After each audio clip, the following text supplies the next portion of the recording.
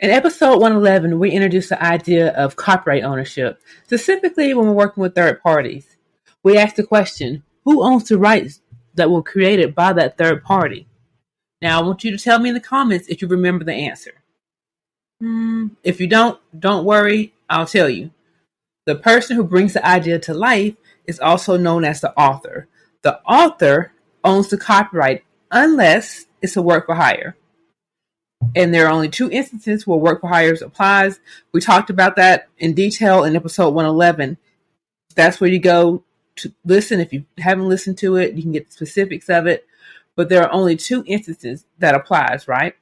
And if that's the case, what about all the other instances where someone hires a third party to create something, I don't know, like a logo, for their business, or photos for marketing, or copy for their website? How can that person that's commissioning the work retain the rights to the work?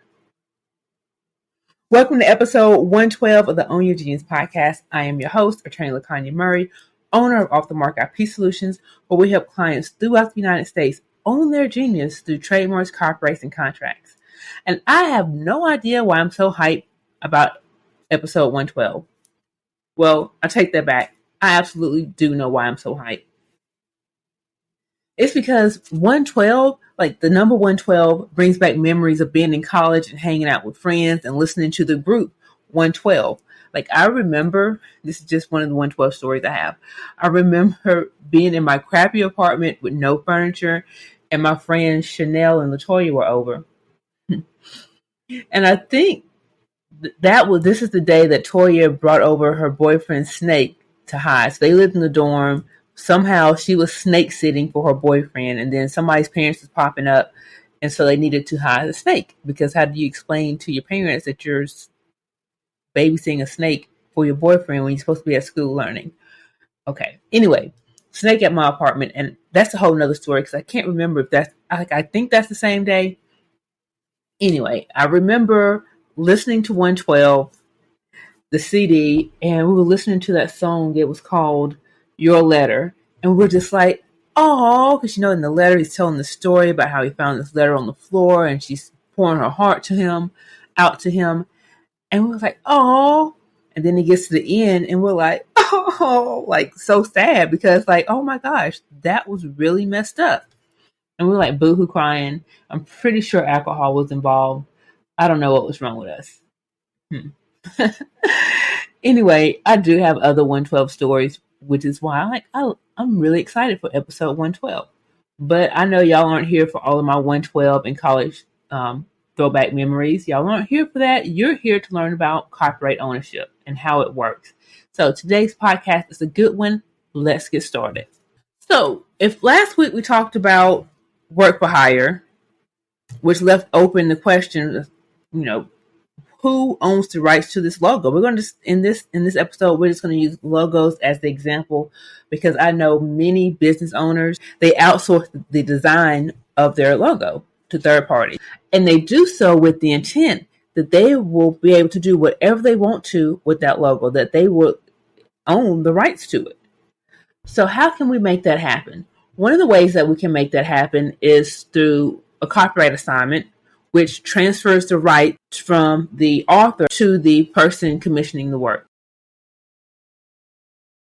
When it comes to copyrights, you have a whole list of rights that you have. You have the right to distribute, you have the right to publish, you have the right to record and copy, and all these rights that stay with the copyright owner. But did you know that the copyright owner can actually divide those rights up and split them up between different people if they choose to? So we're going to just stray a little bit from our logo example, because I want to make sure that you guys understand that when it comes to copyrights, it doesn't necessarily have to be all of the rights to one person. We want that in certain situations, but it doesn't have to be that way.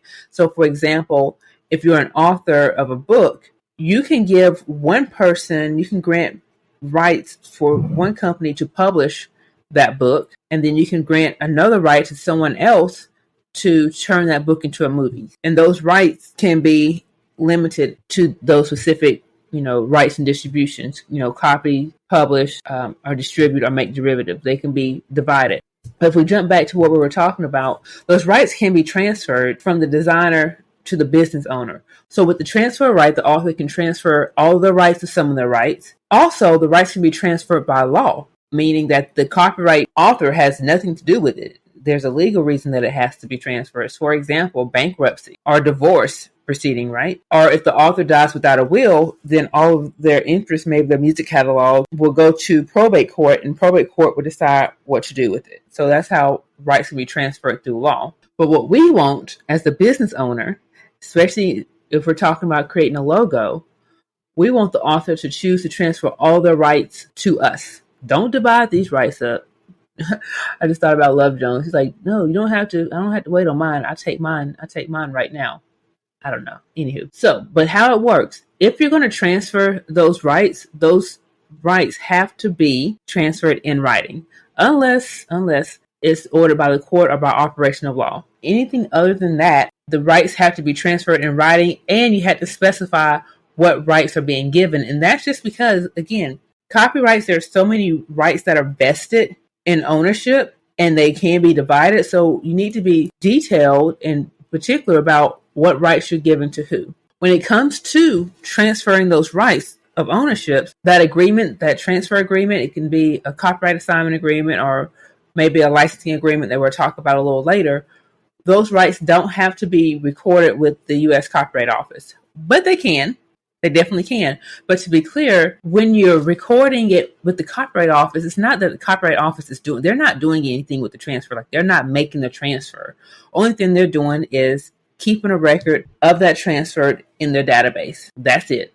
So as a business owner, when the author transfers their rights to you, all their rights and interests are going to lie with you. That means that the right to distribute, copy, publish, make derivatives, you now have all of those rights. You can do essentially what you want to with that logo because it is yours. But there's this thing that many people don't know and they don't think about. One of the effects of a transfer outside of having those rights lie with the assigner, the person that the author is assigning the rights to, is that unlike other contracts, a transfer right agreement can be terminated by the author.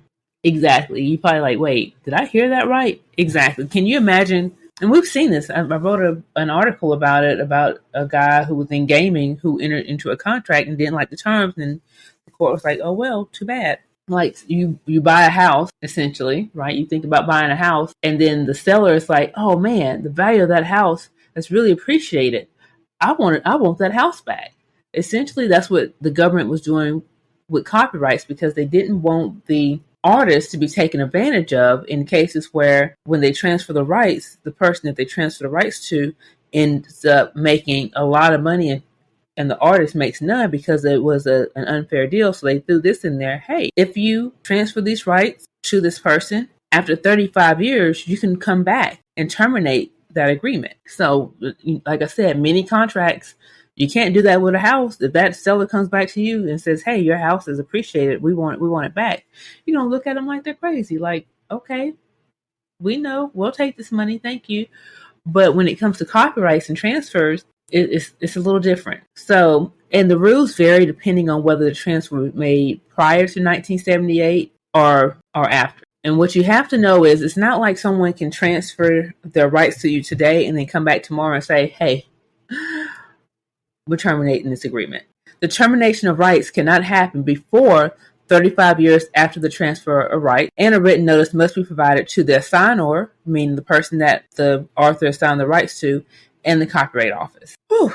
So essentially, yes, you can own, there's a way as the business owner where you can own the rights, but you have to keep in mind that even with the written contract, which you have to have if you're going to have exclusive rights transferred to you, that those rights can be terminated after 35 years. So that's just something to, and it's a more complicated process than what we're talking about here. We're just trying to make you aware of what can happen. Another option as it relates to being able to use the author's work the way that you want to, if they're not willing to transfer all the rights to you. And I know when it comes to things like photography, when you're taking your brand photos, a lot of those photographers are not willing to give you all the rights. Some of them are, some of them are not.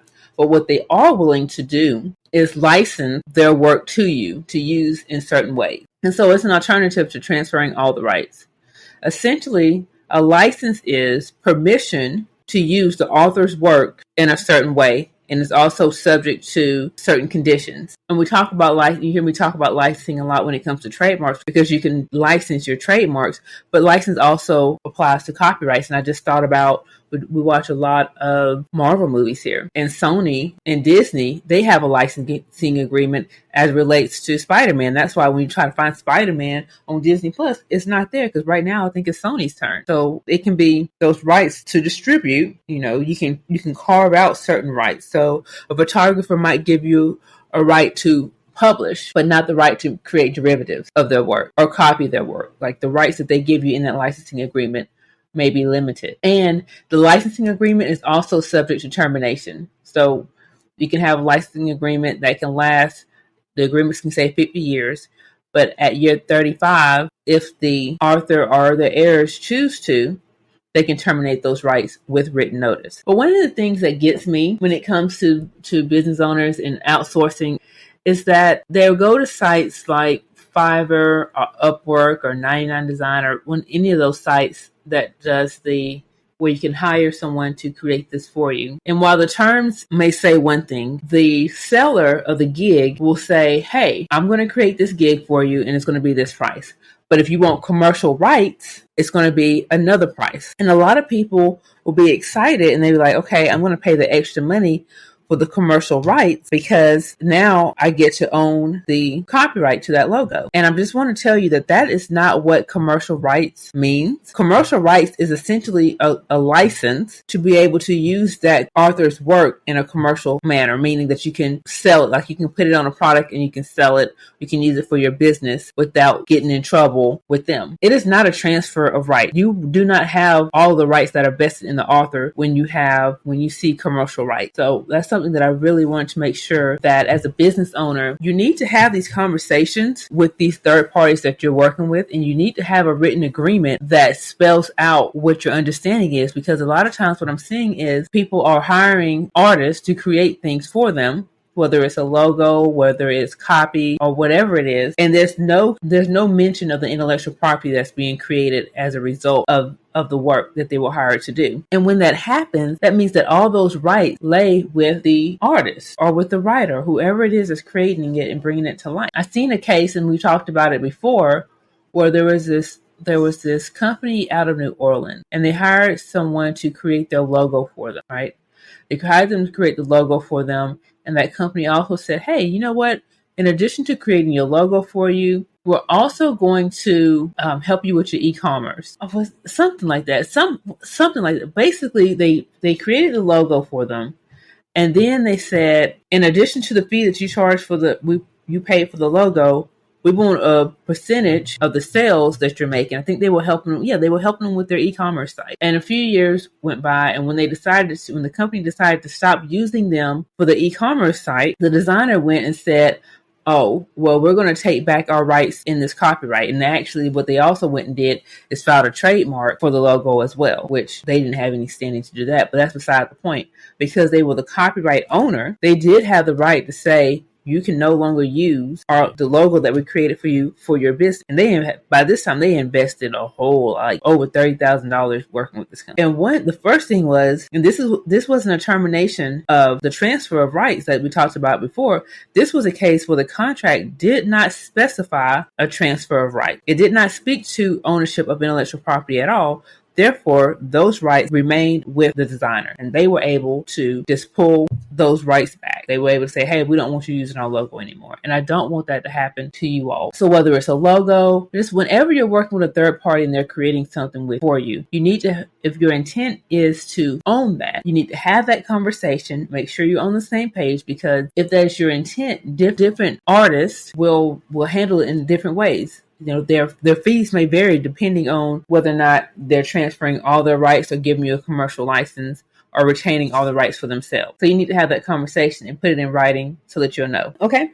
so short and simple. today's podcast, but I just wanted to finish up really the conversation that we had last week as it relates to work for hire and just making sure that you feel confident when you're working with third parties as it relates to your intellectual property. Now, next week, episode 113, we are doing Murray's Law. Murray's Law is our live Q&A session. We are doing it webinar style where we pick a topic and we talk about it. And next week's topic is a great topic, so make sure that you register for this webinar. We're going to be doing it on Microsoft Teams. And the topic is how to protect your trademark before you're ready to launch. That's a big one. That is a big question that we get often. We're also going to talk about some other things in there. Things like what's a trademark for people who don't know. When's the best time to register your trademark? We're going to talk about the auditing process because, believe it or not, the IRS is not the only government agency that performs audits. Once your trademark is registered and you have to go through that maintenance period, once you file that maintenance, your registration can be pulled for audit. So we're going to talk about that. It's going to be so much great information. So Monday